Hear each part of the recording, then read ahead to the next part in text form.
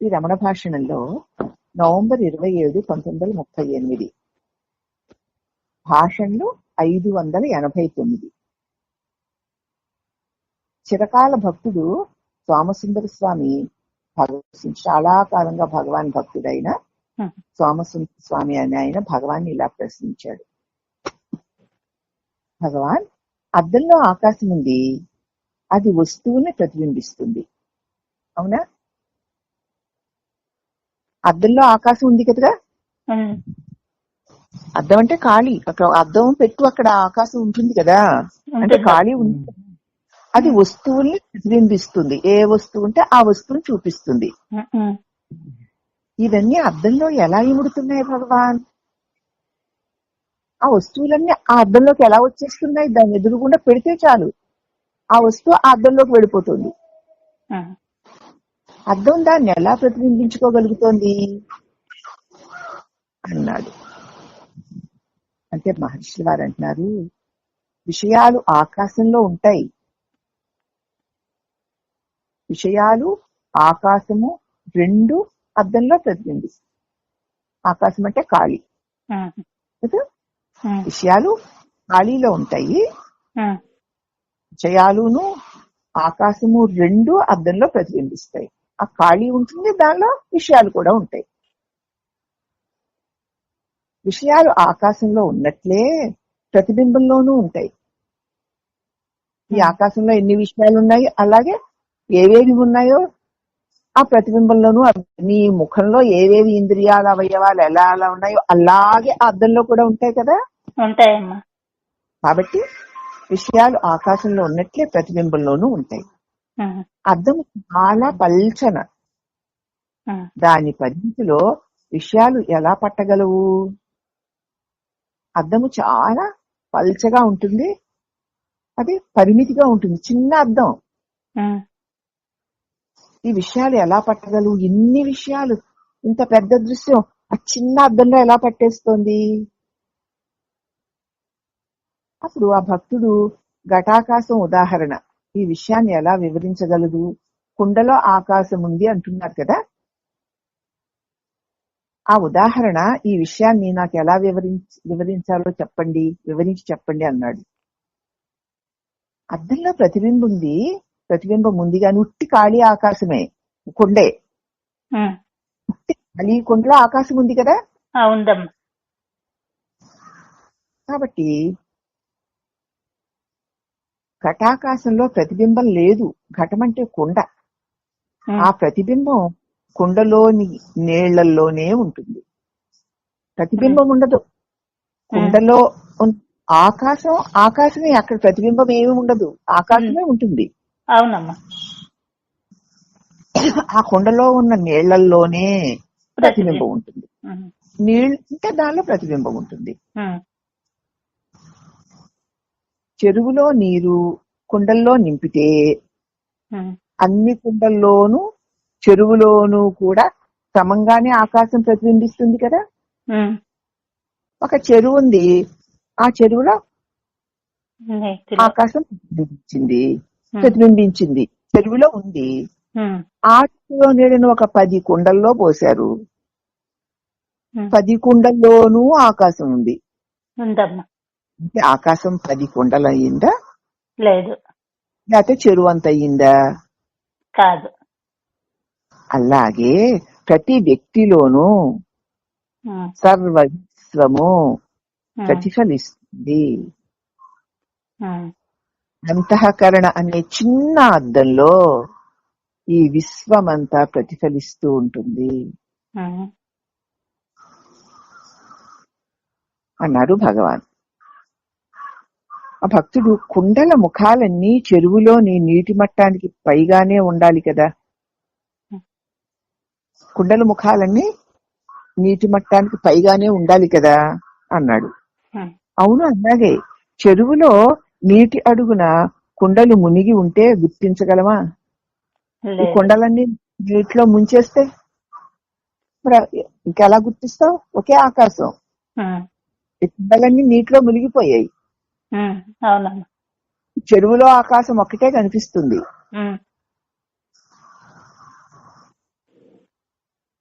మరి అప్పుడు ఆ కుండలలో ప్రతిబింబం ఎలా కలుగుతుంది? దానిలో ఏ ప్రతిబింబం ఇంకా కలగదు. ఉండదు. మునిగిన కుండలలో నీరు ఉన్నా సరే ప్రతిబింబం కలగదు. కలగదమ్మా. ఎందుకంటే శుద్ధాకాశంలో ప్రతిబింబాలే ఉంటాయి. నీటిలోని ఆకాశానికే ఆ శక్తి ఉంది. ఆ నీటి నిండా ఆకాశం ఉంది. ఉందమ్మా.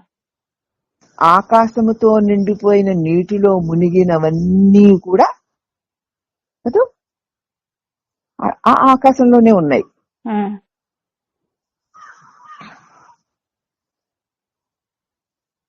బట్టి అలాగే ఆ నీటిలోని ఆకాశానికి ఆ శక్తి ఉంది. బట్టి అద్దం విషయాలను ప్రతిబింబించదు. అద్దం అలా పెడితే ఏ విషయాలు కనిపిస్తాయి? దాని ముందే ఏమీ పెట్టకపోతే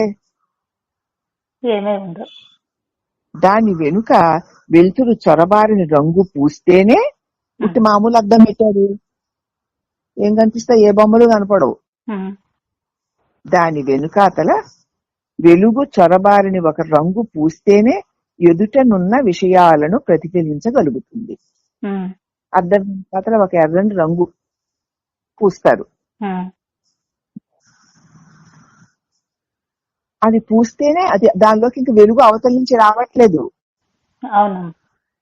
ఆ వెలుతుర్ని అది చొరబారదు. అందుచేత ఎదుట ఉన్న విషయాలను అది ప్రతిఫలింప చేయగలుగుతుంది. అటు ఇటు కూడా వెలిగే ఉంటే ఇక ప్రతిబింబాలు ఎట్లా వస్తాయి? ఒకవైపు చీకటి ఉంటేనే రెండో వైపున ప్రతిబింబాలు వస్తాయి. అలాగే శుద్ధ జ్ఞానంలో విషయాలు ఉండవు. అంతటా అంతటా జ్ఞానమే, అంతటా అంతటా జ్ఞానమే, అంత దృశ్యాలు ఉండవు. వారినది ప్రతిఫలింప చేయను లేదు. శుద్ధ జ్ఞానం ఏ వస్తువుని ప్రతిఫలింపజేయదు. దానిలోకి అసలు ప్రతిబింబాలే లేవు. ఉపాధి అయిన మనస్సుతో కూడితేనే అది ప్రపంచాన్ని ప్రతిఫలింప చేస్తుంది. ఉపాధి ఏమిటి? మనస్సు. అద్దానికి వెనకాల రంగు పూసినట్లు మనస్సుతో గనక కదా శుద్ధ చైతన్యం. ఈ జ్ఞానం మనస్సుతో చేరితే అప్పుడు ప్రపంచం ప్రతిఫలిస్తుంది. జ్ఞానం జ్ఞానంగా ఉంటే ఒక్క బొమ్మ కూడా లేదు. జ్ఞానానికి మనస్సు అదే అద్దానికి రంగు పూసినట్లు జ్ఞానానికి మనస్సు చేరితేనే ఈ ప్రపంచం ప్రతిబింబిస్తుంది. మనసు తీసి చూడు, ఒక్క బొమ్మైనా ఉంటుందేమో. సమాధిలో గాని గాఢ నిద్రలో గాని ప్రపంచం ఉండదు. అందుకే అక్కడ మనస్సు లేదు గనక. దట్టమైన చీకటిలోనూ ఉజ్వల తేజస్సులోనూ భ్రమ మిథ్యారోపణలు ఉండవు. దట్టమైన చీకటిలో భ్రమలు ఎందుకుంటాయి? చీకట్లో తాడే కనపట్టేది, ఇక పావని ఎట్లా అనుకుంటావు? అలాగే ఉజ్వల ప్రకాశంలో భ్రమే ఉండు, మిథ్యా ఆరోపణలు ఉండవు.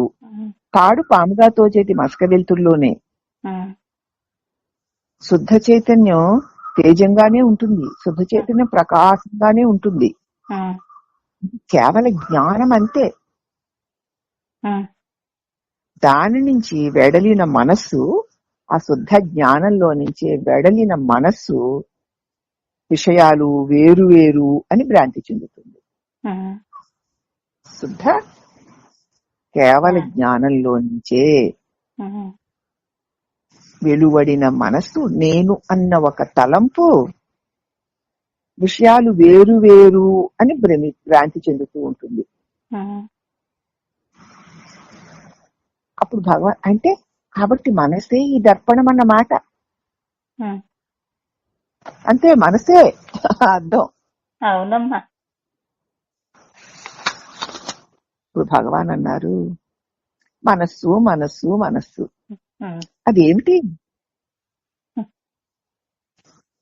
అది చిత్ సంకల్పాల చైతన్యం. చిత్ను అంటే జ్ఞానమును తలంపులును. చైతన్యము ఆలోచనలు, అది చైతన్యము ఆలోచనలు. చైతన్యం అంటే చిత్ అంటే జ్ఞానము, అంటే అంటే చైతన్యము ఆలోచనలు, చైతన్యము ఆలోచనలు, అదే మనసు. అందుచేత అది అన్ని దర్పణము, వెలుగు, చీకటి, ప్రతిబింబాలు అయి ఉన్నాయి. అందుచేత ఇక్కడ ఇవన్నీను అర్థము, వెలుగు, చీకటి, ప్రతిబింబాలు ఇవన్నీ కూడా ఏమిటి? చిత్ అంటే ప్రకాశమును, దాని వాసనలు అంటే మనస్సు కలిస్తే ప్రతిబింబాలు ఉంటాయి. మనసు వాసనాన్వితం కదూ. చైతన్యంతో కూడితే వాసనలు ప్రేరేపించబడి దృశ్యాలుగా భాషిస్తూ ఉంటాయని అర్థం. అవునమ్మా. అది అని భగవాన్ చెప్పారు. అప్పుడు ఆ భక్తుడు కానీ నాకు అవి కనిపించడం లేదేమిటి? అప్పుడు మహర్షి అన్నారు, చిదాకాశము శుద్ధ జ్ఞానం మాత్రమే అక్కడ వ్యాపించి ఉన్న ప్రకాశవంతమైంది, వ్యాపించి ఉంది అంటే అది శుద్ధ జ్ఞానం, దానిలో ఏమీ లేదు. అదే మళ్ళీ మనసుకి మూలం. బుద్భుతమయ్యే ఆ క్షణానికి మనస్సు కేవలం బుద్ధి అంటే పుట్టుకుని వచ్చి బుడగలాగా అలా కలిగేటువంటి ఆ క్షణానికి మనస్సు కేవలము కాంతి. అది అది వ్యక్తమయ్యేసరికి కేవలము అది ఎలా ఉంటుంది? కాంతే, అంతే, ఒక్క వెలుగే అది. అది లేచి వచ్చేసరికి వెలుగే అయ్యింది. ఆ తర్వాతనే కదా అదే మహత్. నిన్న తలంపు కలిగితోనే అది ప్రకాశమై ఉంటుంది. ఆ తర్వాతనే నేనిది, నేనది అని ఆలోచించింది. ఈ నేను, ఈ ఆలోచనే జీవుడు, ప్రపంచంగా మనకి కనిపిస్తుంది. దాని నిజస్వరూపము ప్రకాశమే. దానికి ఇదిగో ఇది అది అనే భావాలు చేరేసరికి ఈ జీవుడు, ఈ లోకము మనకు గోచరిస్తుంది. చాలా సూక్ష్మంగా అంశాన్ని గ్రహించగలిగిన వారికి అర్థం అవుతుంది. మొట్టమొదటి కాంతే శుద్ధ మనస్సు. ఇలా తోడనే ఉన్న ఆ తొలి కాంతే శుద్ధ మనస్సు. అదే చిదాకాశము, అదే ఈశ్వరుడు. దాని వ్యక్తీకరణ స్థితులే ఈ విషయాలుగా తోస్తున్నాయి. అదే వ్యక్తం అయ్యేసరికి ఏమైంది? ఈ విషయాలుగా, ఈ జగత్తుగా తోస్తుంది. విషయాలన్నీ దానిలోనే ఇమిడి ఉన్నాయి. తనములోనే వృక్షములోని కొమ్మలు, రెమ్మలు, ఆకులు, పువ్వులు అన్ని ఇమిడి ఉన్నట్లు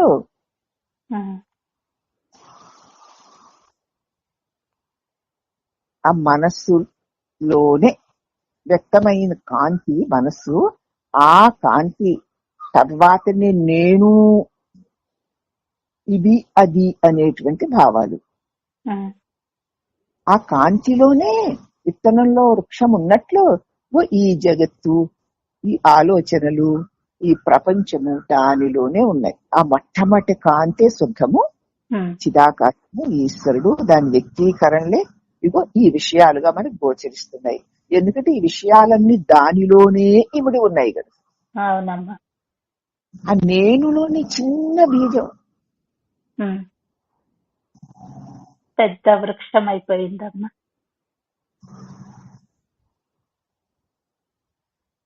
మరి భగవద్గీతలో చెప్పాడు కదా 9వ అధ్యాయంలో, నేనే ఆ బీజాన్ని నేనే ఉంచుతాను. ఆ జ్ఞాన గర్భంలో, ఆ చైతన్య గర్భంలో ఈ బీజాన్ని, జగద్బీజాన్ని నేనే ఉంచుతాను. అహం క్రతురహం యజ్ఞం స్వదాహం అహమౌషధం మంత్రోహం అహమేవాజ్యం అహం అగ్ని అహం హుతం పితాహమస్తో మాతా ధాత పితామహః తేజ్యం పవిత్రఓంకారం ఋగ్సామ యజురేవ చ గతిర్భర్త ప్రభు సాక్షి నివాసం శరణ్ ప్రభవ ప్రళయ స్థానం నిదానం బీజమవ్యయం. నాశనములి బీజాన్ని నేనే ఉంచుతాను.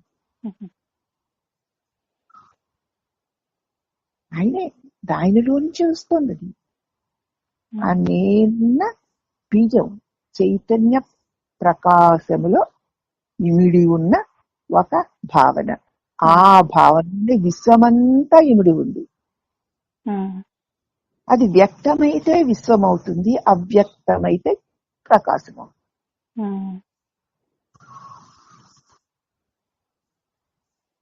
కాబట్టి విషయాలన్నీ దానిలోనే ఇమిడి ఉన్నాయి కనుక దాన్ని చిదాకాశము అన్నారు. ఆకాశమండం ఎందుకండి? చిత్తంటే సరిపోతుంది కదా. ఆకాశము విషయాలను వలె ఆకాశము ఈ విషయాలన్నిటినీ తనలో కలిగి ఉంది కదా. ఈ చిదాకాశం అని ఎందుకన్నారంటే ఇది ఆలోచనలన్నిటినీ భరిస్తోంది కనుక. గతిర్భర్త ప్రభు సాక్షి నివాసం సుహృత్, అది ఆలోచనలన్నిటినీ భరిస్తోంది కనుక చిదాకాశము అన్నారు. అందువల్ల అది మానసాకాశం అన్నమాట. మూల విషయాలన్నిటినీ ఈ సర్వ విశ్వాన్ని ధరించే భూతాకాశము, ఈ సమస్త విశ్వాన్ని ధరించి ఉన్నది భూతాకాశం కదా. తాను మానసాకాశంలోని విషయమైనట్లయితే ఈ మానసాకాశం తాను చిదాకాశంలోని విషయమే.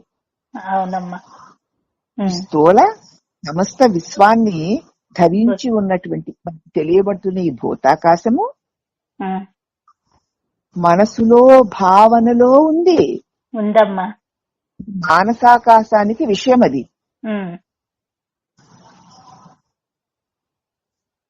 అలాగే ఈ మానసాకాశం అంటే ఈ స్థూలమైన ఈ స్థూల ఆకాశము, ఈ భూతాకాశము మానసాకాశానికి విషయము.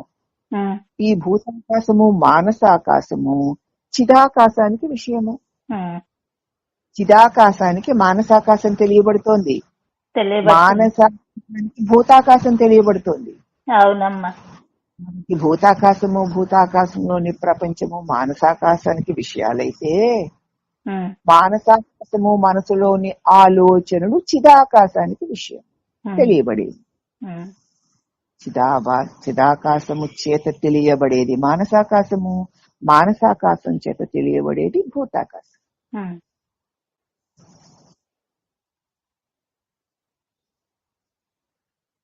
దానికి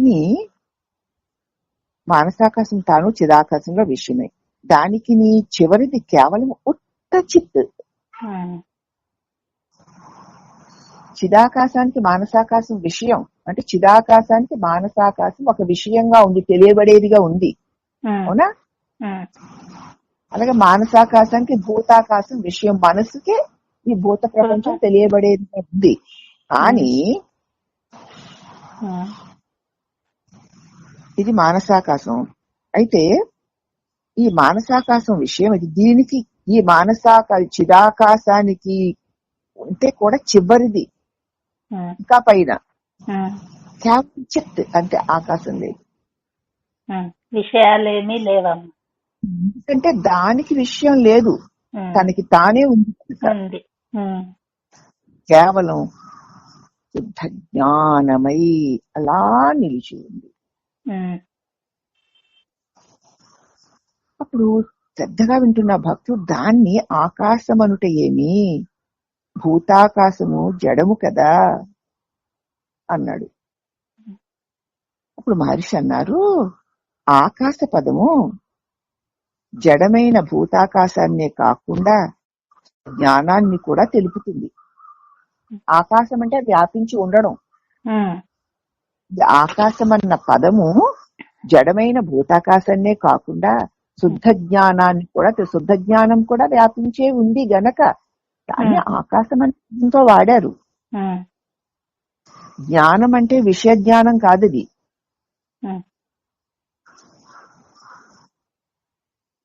అది సాపేక్షిక జ్ఞానము కాని శుద్ధ జ్ఞానం, దేని మీద ఆధారపడకుండా తనకి తానే ప్రకాశించే శుద్ధ జ్ఞానము.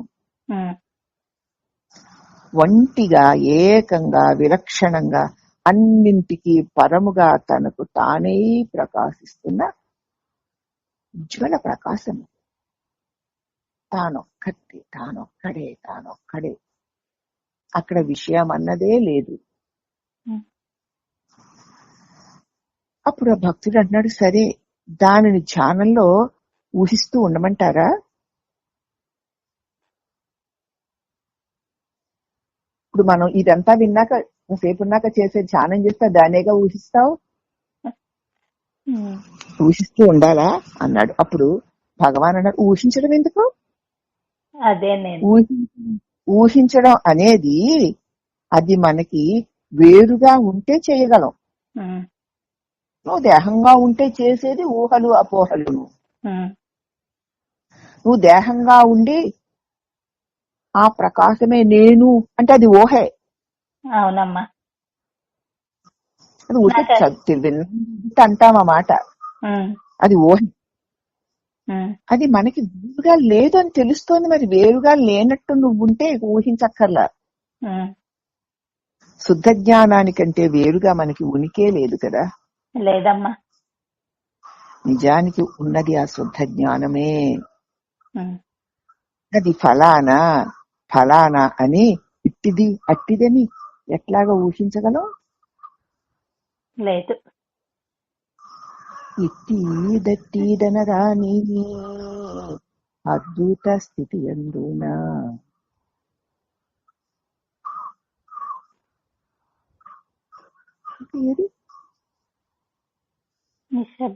మరి నన్ను ఏం చేయమంటారు?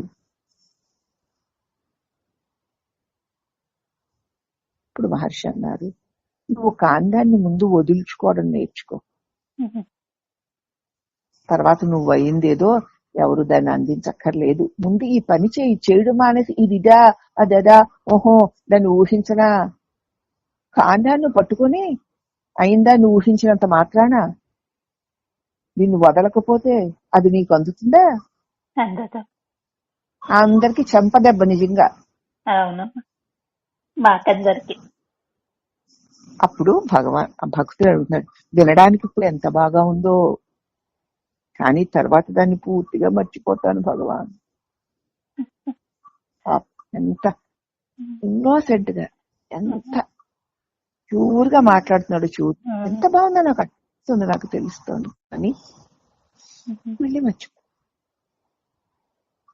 ఇప్పుడు మహర్షి అన్నారు, మరిచిపోవడం అంటే దానికి ముందు నీకు అది తెలిసి ఉండాలి కదా. మరిచానని నీవు అంటే దానికి ముందు తెలుసు అనే కదా అర్థం. నాకు తెలిసిన దాన్ని మర్చిపోయానంటావు, తెలీదనే అంటావు, తెలిసిన దానినే మర్చిపోయానంటావు. కాబట్టి బానే ఉంది, నేను తర్వాత మర్చిపోతానంటున్నావు కదా. మర్చిపోవడం అంటే ముందు నీకు అది తెలిసిందన్నమాట. ఇప్పుడు తెలిసింది. మరిచాను అంటున్నావంటే దానికంటే ముందు అది నీకు తెలుసు అని అర్థం. తెలియకపోతే మరిచానని నువ్వు ఎలా చెప్పగలవు? అనలేను. నీ నిజస్వరూపాన్ని నేను తెలియజేస్తుంటే తెలిసిపోయిందిగా, నీ తెలివిలోకి అది చేరిపోయిందిగా. కాబట్టి తెలియకపోతే మర్చిపోయానంటావు గాని నువ్వెలా చెప్పగలవు? కాబట్టి మరుపు కూడా చిదాకాశం.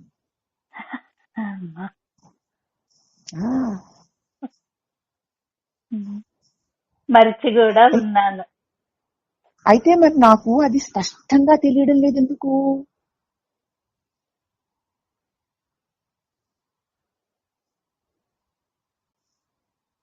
అప్పుడు భగవాన్ అన్నారు, చిత్తు కేవలం శుద్ధం, మనస్సు దాని నుంచి వెడలి వస్తుంది.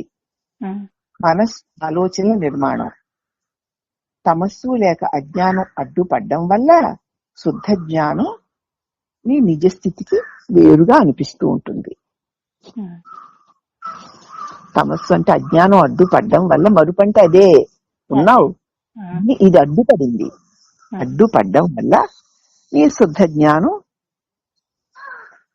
నిజ స్థితి కంటే వేరుగా ఈ అజ్ఞానం వల్ల తెలియబడేదానిగా కనిపిస్తుంది. కానీ కామ మోహ మదమాశ్చర్యాదులతో నిండి ప్రపంచంగా నేనుగా కనిపిస్తుంది. అదే ఉమ్. మన అదే నీ స్వరూపమే.